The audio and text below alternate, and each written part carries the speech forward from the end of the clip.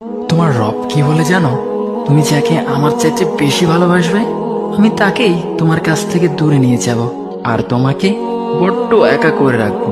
তিনি আরো বলেন, কখনো বলবে না যে তাকে ছাড়া আমি বাঁচবো না, কিন্তু আমি তোমাকে তাকে ছাড়াই বাঁচাবো।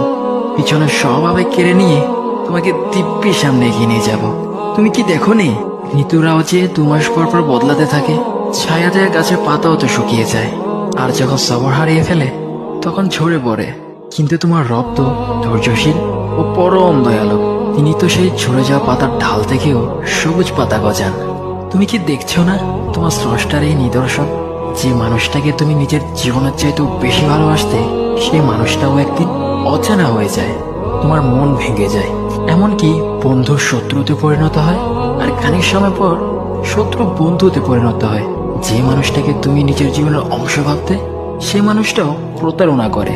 বুঝি না, এত কিছু হওয়ার পরেও তুমি তোমার রবকে বাদ দিয়ে সেই মানুষগুলোর উপরই ভরসা করো, যারা তোমাকে প্রতিনিয়ত কষ্ট দিয়ে।